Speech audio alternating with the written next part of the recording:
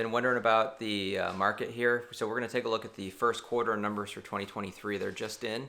We're going to cover Rockingham, Essex, and Middlesex counties for retail, office, industrial, and flex properties. The big theme of this update, it's about a 20-minute video, is going to be what I call the pause, and I will explain that to you as we get into the data.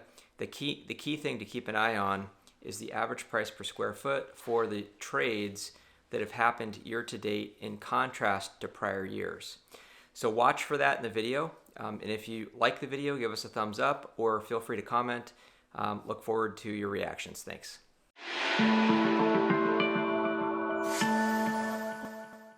So how is the market? This is the first quarter 2023 update. And we're going to cover Rockingham, Essex, and Middlesex counties, looking at properties in the retail, office, and industrial classifications valued between $1 million to $100 million. These are properties that have sold year to date, so January 1st through the end of the first quarter here in 2023.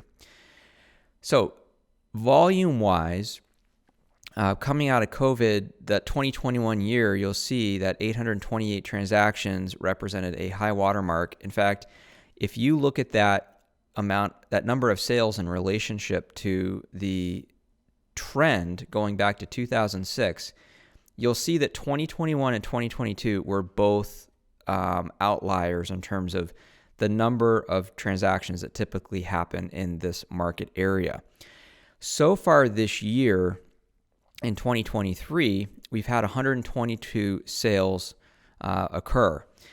If we project that out, and what we do is we trend it so we can annualize it, we're seeing that the annualized number is going to be about 474 transactions in 2023. Now that's if everything stays constant going forward for the next 3 quarters. Now, it's possible this number could rise or fall depending on a number of factors, but right now we're projecting to end the year around 474 transactions.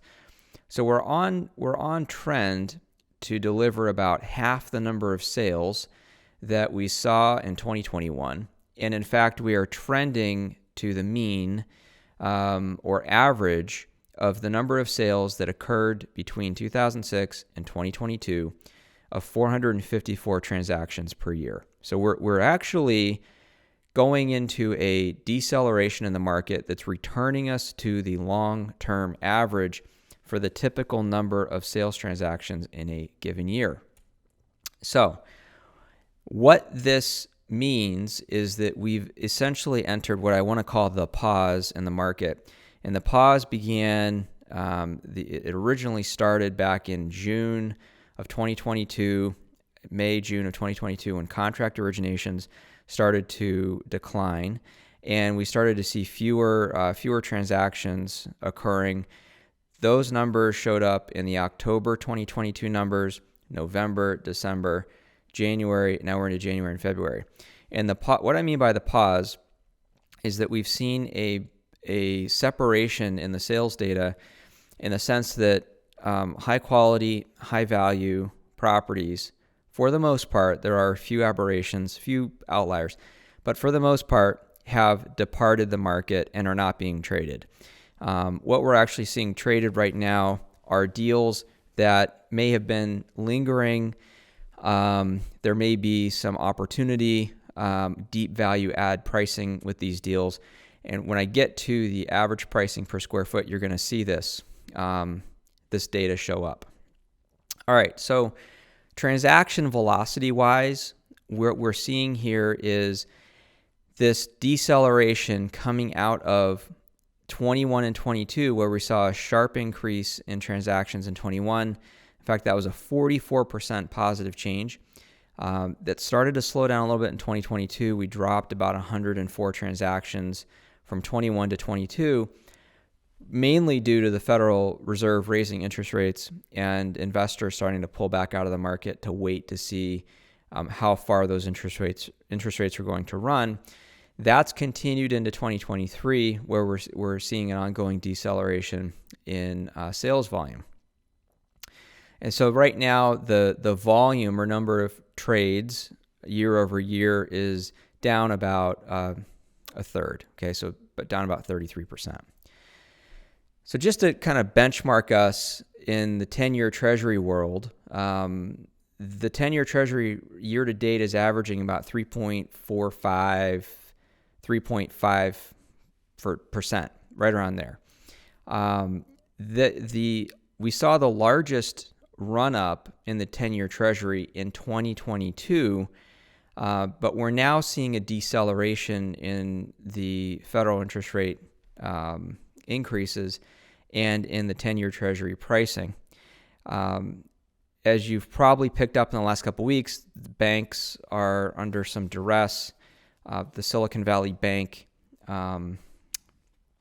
problem that came up, First Republic Bank issues that came up, the Credit Suisse deal that came up. These are all representative of the strain and pressure that banks are feeling on their balance sheets from interest rates rising and their loans and their bond positions being devalued. So when depositors are moving into the bank to take their deposits out of the bank because they feel at risk, banks are now having to liquidate their balance sheet in order to return capital to depositors, and that's putting banks into a duress situation.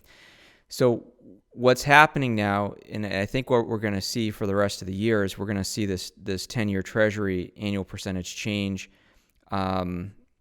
slow down considerably, and I don't know that we'll see more increases this year, but I think we're going to start to level off as we start to work through the banking challenges that are coming with these interest rate hikes. So back in the context of commercial real estate transactions, the long-term average is running about 454 annual transactions from 06 to 22. Year to date, we're at 122. Okay. The long-term average for sales volume is $2.8 billion. So we operate within a $2.8 billion on average market within those three counties. That market size in 2021 got up to about $4.8 billion. Year to date, we've seen $378 million in sales volume in the market. Now, this is the slide chart that will probably be the most alarming, because what it shows here is a correction in the average price per square foot by asset class. The top line for retail, you'll see retail has leveled off.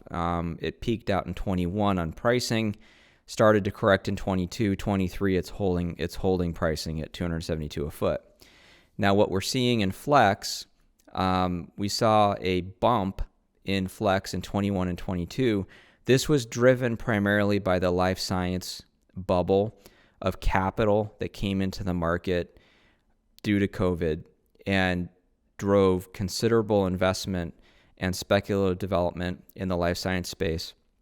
That market now has cooled off, and we're seeing transactions returning in the flex market to more of the traditional flex valuation versus these life science valuations that can get up to they can approach $1,000 per square foot, which throws that flex category into this kind of rapid fluctuation in values. So flex actually is I would say trending. If you take life science out, we're trending to more of a leveling off in flex values. The office market, not surprising here, we're seeing some corrections in pricing. In the industrial market, big surprise on this one, correction in pricing. Now, I want to caveat these numbers, and this is what I mean by the pause at the beginning of this market update. I went in, I looked at the sales transactions that we're pulling from in order to calculate these numbers. And what's interesting is that the assets that are being sold, we're seeing tertiary assets with large square footages being sold for low dollars per square foot. So if you can imagine in the industrial market, a mill, a 4-story brick mill in Lawrence that measures 80 to 100,000 square feet, that's more or less functionally obsolescent, but is sold and does show up as an industrial sale, and you see a deal that's closed at $30, $40, $50 a square foot, that's going to pull down the average price per square foot for industrial property. So not a big surprise there. Typically, what we saw in the last several years is those sales were mixed in with other industrial asset sales. So you may have seen that 80, 100,000 square foot building with at the bottom of the exit ramp off of 93 or 95 or 495, or it's sitting there, and it's trading at 150, 200, 250, maybe $300 a square foot. When that's averaging out with the other sales at the other end of the market for low quality, high square footage industrial product, you average the numbers. But because of this pause, we've seen those high quality assets hit the sideline and only the low quality assets are trading. So as a result of that, the 122 deals that we have in our data set are lower quality properties that are being traded, and they're pulling the averages down. So this should not be interpreted to mean that the market's crashing. The market is bifurcating, and our averages are really only pulling from lower quality, high square footage buildings that are being purchased at opportunity or value add costs and not being averaged out with what's typically mixed in with the sales data, which is a combination of higher value, higher quality assets with the lower value, higher square footage buildings. So that's the main kind of takeaway from this whole update in understanding pricing in the market. And I would tell you that now is probably the most important time if you're thinking about a valuation in 2023 to have us take a look at your property, because we know how to value properties in this environment and to come up with a reliable number that is financeable and that's going to attract the right kind of investment capital that you're going to be looking for. So key, it's a really key distinction right now to understand. All right, so let's take a look at what Green Street has to say on the commercial property price index. We see here that the market nationally is down 15% from its peak, okay? But if we look at 1998 up to 2022, it looks like two market cycles, okay? We have a larger market cycle from 08 to 2010, peak to trough, and then we've got 21 to 22. We're now going to start to see some kind of market cycling happening going into 23 and 24. Green Street's come out and said they don't think that pricing is going to drop much more than 15% nationally in the market.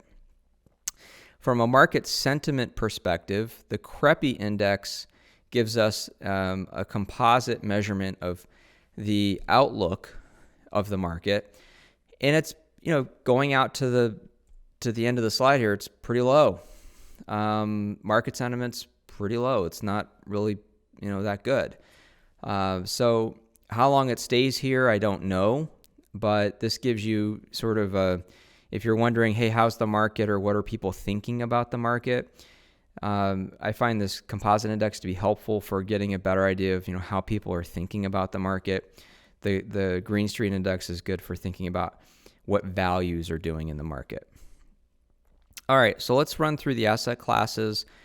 Retail volume, actually pretty strong. In fact, over half the transactions year to date have been in the retail segment. So we're seeing quite a bit of sales activity there.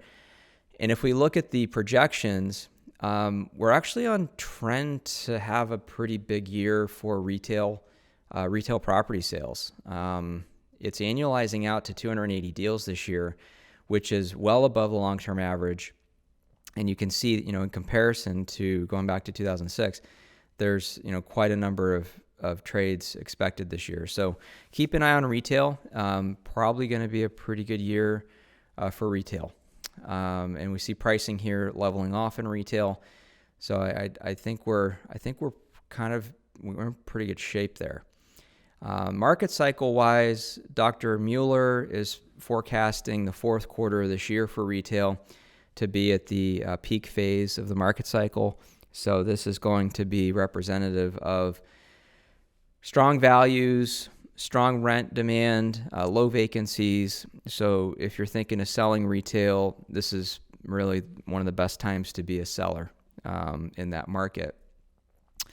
Industrial. So industrial year to date, we've got 26 transactions. We are seeing a deceleration in the industrial building sales. Right now, we're trending out to about 101 sales this year. That's what we're looking at, and that's starting to fall more in line with the long-term average. And that may be a function of pricing in the market, because we saw a dramatic run-up in pricing in the industrial market. But it may also just be a factor of people just taking a pause while we figure out what's going on with the interest rates. And we're in a highly occupied market, so there aren't a lot of owners that are sitting there with vacant buildings or stubborn vacancy wanting to sell these buildings. And so that could be another factor driving this drop off in transaction activity. The industrial market forecast, looking out to the end of the fourth quarter this year, again at market peak, so high values, high rent demand. I would expect to see some more industrial deals coming online mid-year this year. I think that the industrial market's seen, it's definitely participated in this pause that we're seeing, but I do anticipate seeing some more opportunities come back out. And that market, for the most part, is still very strong. We're seeing strong demand in the buyer segment, and banks still like industrial. They want to lend on it.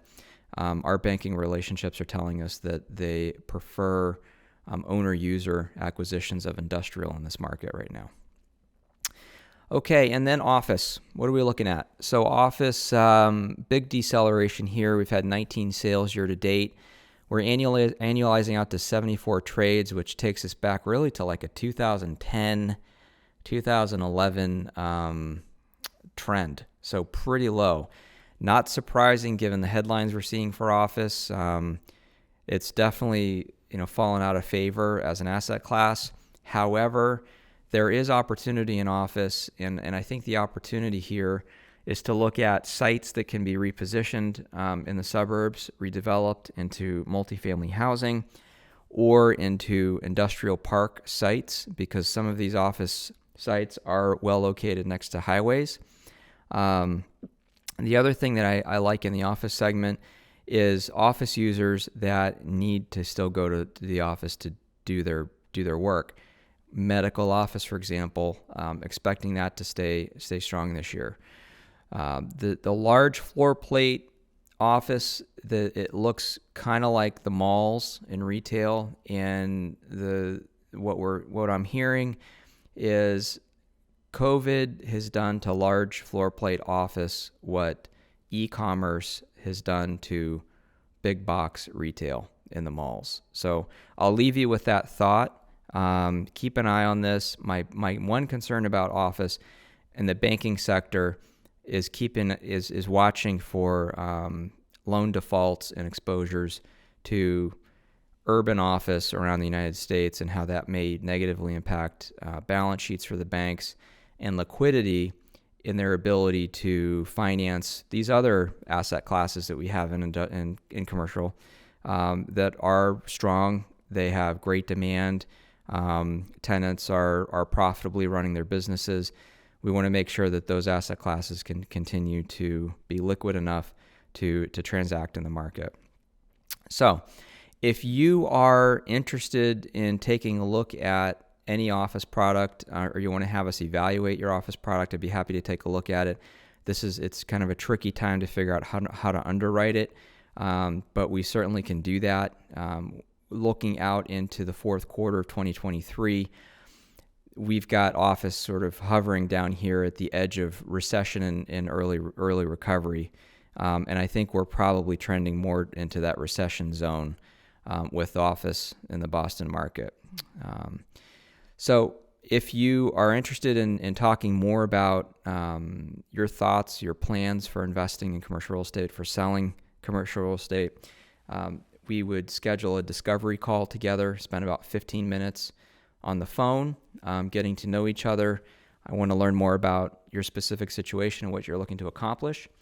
Following that, if you felt it made sense, we would then create an evaluation based on what your goals are, develop a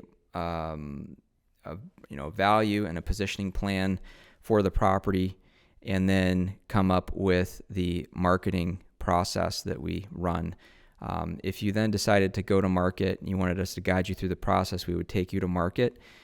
We're seeing transactions happen anywhere from 90 to 180 days right now in the market, with certainty of closing, where we track our deals, and 88.9% of our deals, they close on time at the seller's accepted offer price. And so we want to make sure that we're guiding you through the process to protect your profits, develop a tax-sensitive disposition strategy, and also navigating the challenges that come with multi-party negotiations.